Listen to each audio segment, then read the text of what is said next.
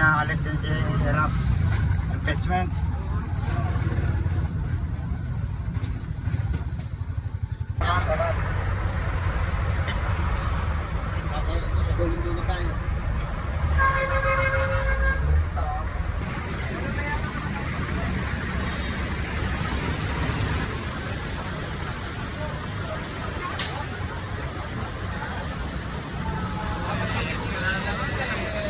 Ayaw.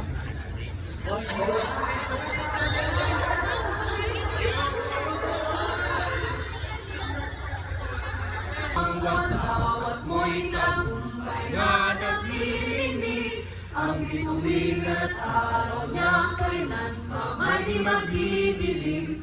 Lupa ng araw ng alhali pagsinta, buhay langit sa piling mo.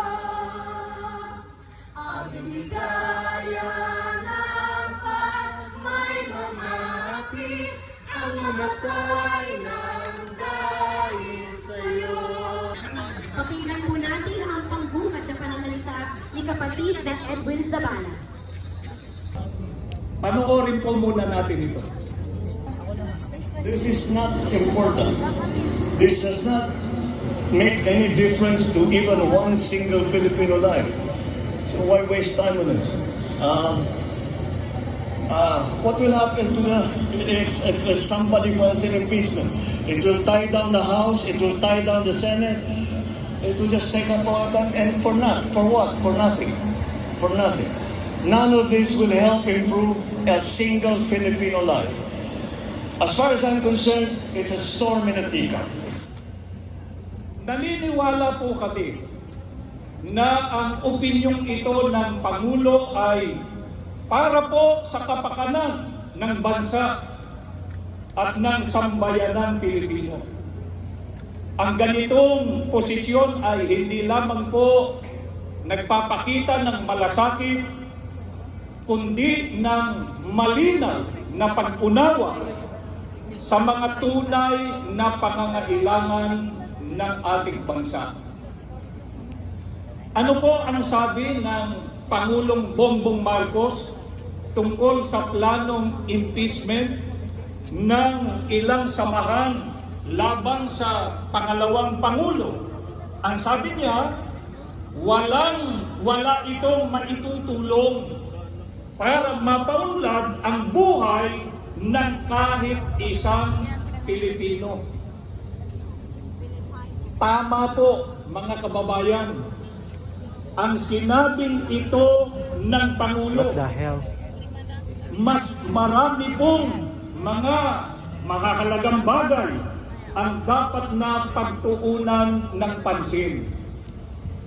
Ang impeachment ay hindi lamang po pag-aaksaya ng panahon, kundi ito po ay hadlang din sa pagtugon sa mga pangunahing problema ng bansa.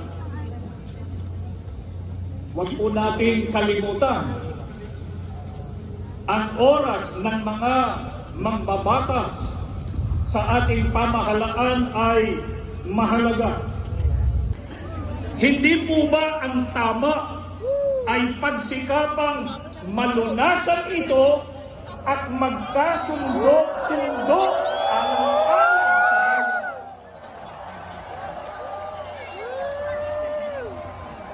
Ang sambayanan. Kaya sana maging mabuting halimbawa ang ating mga namumuno sa pamahalaan.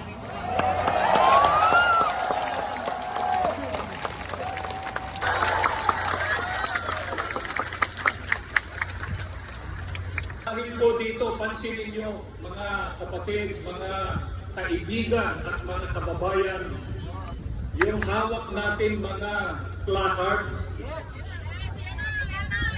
Basahin natin isa-isa yung mga sulat yan. Tignan mo ninyo.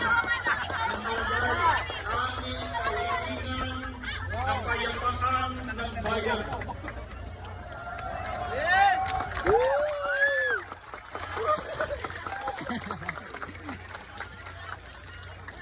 Problema problema'y lutasin, huwag palakihin.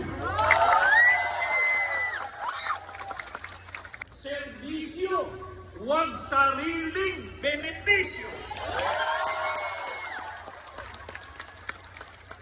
Mamamayan ang unahin, huwag sarili. Aming kahilingan, kaunlaran ng bayan.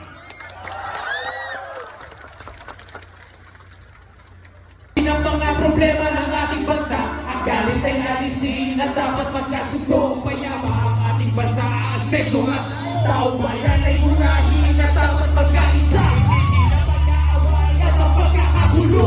Galit ay alisin at dapat magkasundo. Payapa ang ating bansa, aseso at tayo. Ang kahirapan sa bansa ay lumulubha pa. Ay nakaharapin ang maraming problema. Maraming nagugutot sa Maynila at probinsya. Maraming trabahan na hindi sapat ang kinikita. Kabilang hindi sapat ang pagkain sa mesa. Kapag sila'y nagkasakit, magaling pa pa hospital. Kabuhay ang pinapasama, hindi kailapitan. At tumataas ang antas ng kriminalidad. Hindi mabuting panoorin na puro na lang ang pihagaliwan ka na batikos kabi-kabi ang alilan. Dapat asikasuhin at kailangan malunasin na yung mga problema nagpapahirap sa ating bayan. Ating na panahon, mapakaisa ang solusyon.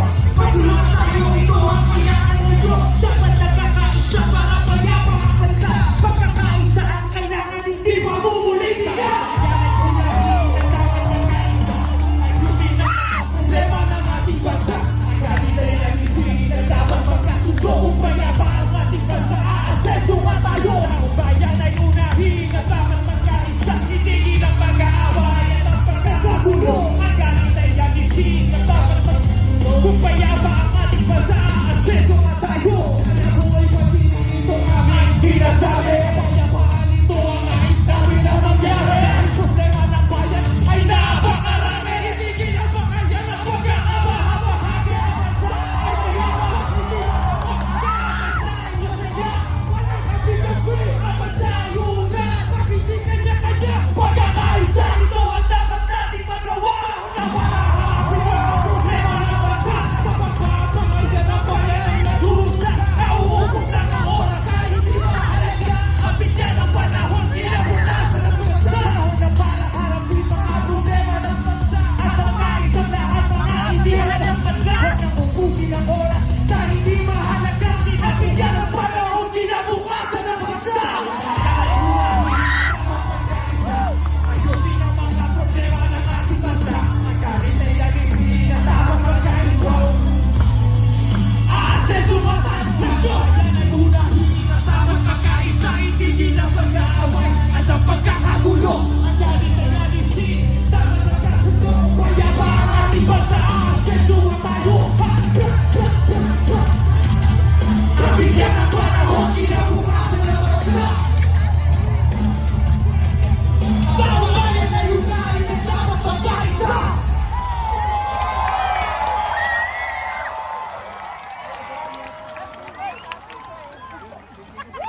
Mukhang delikado na naman ako kasi parang pinipilit na naman ako. Pero ngayon ay parang kakaiba. Pag nakatingin sa iyong mata, ang puso ay lumusok. Di na makahanap ng kung anong sagot sa mga tanong. Dahil ikaw ang katiyakan ko.